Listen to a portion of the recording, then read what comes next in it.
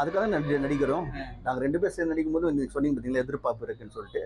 அந்த எதிர்பார்ப்பை வந்து மீட் பண்ணுறதுக்கு தான் ஒரு படத்தை வந்து ஒரு ரேஞ்ச் இருக்குது. அடுத்த ரேஞ்சு கொண்டு போகும்போது அந்த படத்துக்கும் ஒரு நல்ல ஒரு எதிர்பார்ப்பு இருக்கும் மக்கள்கிட்டேருந்து. அண்ட் எங்களை பொறுத்த வரைக்கும் மக்களை வந்து மகிழ வைக்கணும், அவங்கள வந்து என்ஜாய் பண்ண வைக்கணும், தியேட்டருக்கு போகும்போது சூப்பர் டான்னு சொல்ல வைக்கணும். அதுக்காக வந்து இந்த மாதிரி பிரம்மாண்டங்களும் படம் நாங்கள் பண்ணிகிட்ருக்கோம். ரொம்ப சந்தோஷமாக இருக்குது.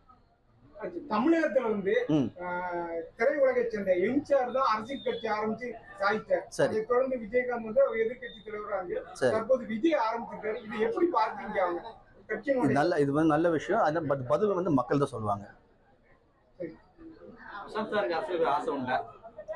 இப்போ வந்து நான் நடிகனுங்க, என்னால் என்ன முடியுமோ நான் செஞ்சுட்டு இருக்கேன்.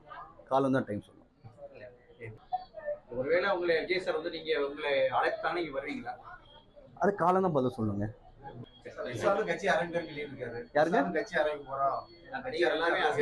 இப்போ கேட்கல. நல்ல விஷயம் தான், அதுவும் நல்ல விஷயம் தான்.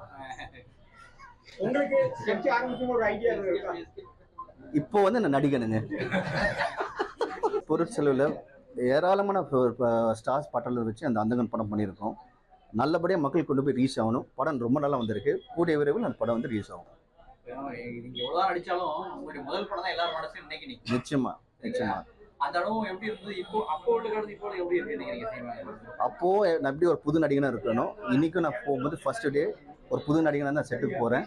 நிறைய விஷயம் டெய்லி கத்துட்டு இருக்கேன். கஷ்டமா இருக்குங்க, ரொம்ப கஷ்டமா இருக்கு. அதாவது நடிகனோட ஃபர்ஸ்ட் அவங்க வந்து ஒரு லேடி. நம்ம வீட்லேயும் பொண்ணுங்க இருக்காங்க, நம்ம வீட்லேயும் பெண்கள் இருக்காங்க. ரொம்ப கஷ்டமா இருக்கு. தப்புங்க அது யார் வேணா இருக்கட்டும், ரொம்ப தப்பு.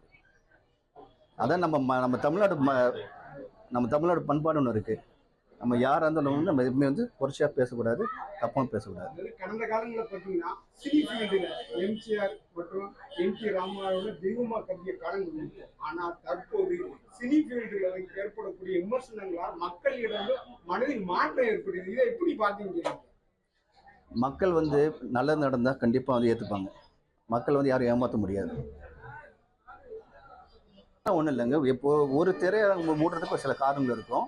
பட் அதே இடத்துல இன்னும் ஒரு 30 திரையரங்கு புதுசாக ஓப்பன் ஆகிட்டு இருக்கு. அதனால் வந்து காலத்து போக்கு மாதிரி டிமாண்டுன்னு இருக்கு.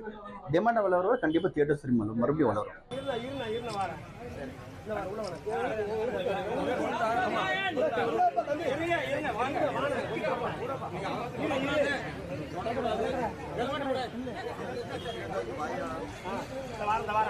நீ கரெக்டா கொஞ்சம்